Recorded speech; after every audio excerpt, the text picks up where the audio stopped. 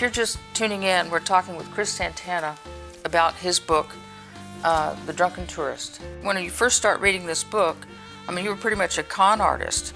Not bad con, but figuring out a way to make your way across Europe. The small con. Small con. Hey, I just woke up in the middle of Europe. Would it taken me so long? But while you were doing all this, you were in love with someone who broke your heart. So what'd you do about that? Drank steadily. From the minute I stepped off the train, I knew Amsterdam was a circus. It looked all dressed up like a pretty little whore with no underwear on. There was bar after bar after bar along the crowded narrow street that I chose on my quest to ditch my luggage. Another coffee house, and then there she was, my first look at a hooker in a window. This woman was gigantic, Asian, and unashamed.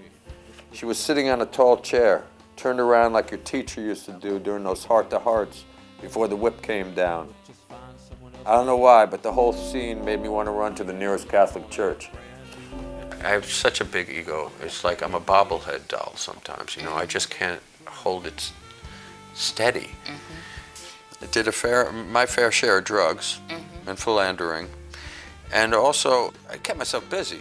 The train trip I had envisioned between Amsterdam and Paris was now coming true as we hugged the Mediterranean coastline. At one point, she looked straight at me and said, "Isn't this just wonderful?" Yes, it was. It really couldn't have been any finer. We noticed the same things at the same time. We got along with our fellow travelers like we had been together for years. We drank at the same pace and agreed to dispense with the past in honor of the finest ride the world had to offer. So from Krakow, I went to Budapest and then to Venice. And in Venice, I was going to New York and then straight to Los Angeles. And as soon as I got back, I got arrested.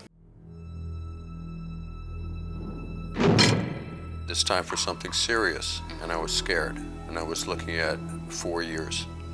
The Los Angeles jail system is no joke. I was barely alive. I was paper thin in all directions. My body, my soul, my mind, my budget. In jail, there's a surplus of pencils and paper. So I got into a writing style where I would write one page, and I would take that page that I wrote, and I would write that page again. And I would take page 2 of page 1 and write that page again. Why? It just kept getting better. What we've got here is That it saved me on a number of levels. Number one, it kept me busy. It kept my mind off my impending doom.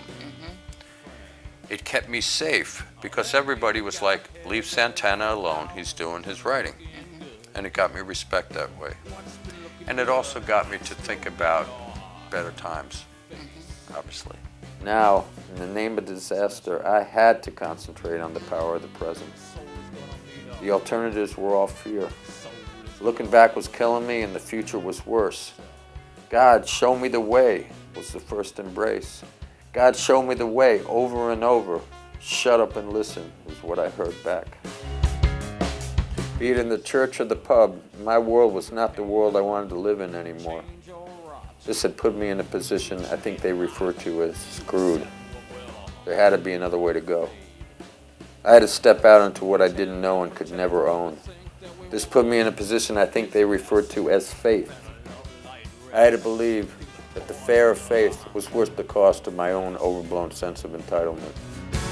it's messing with Pete. The soul is going on made up.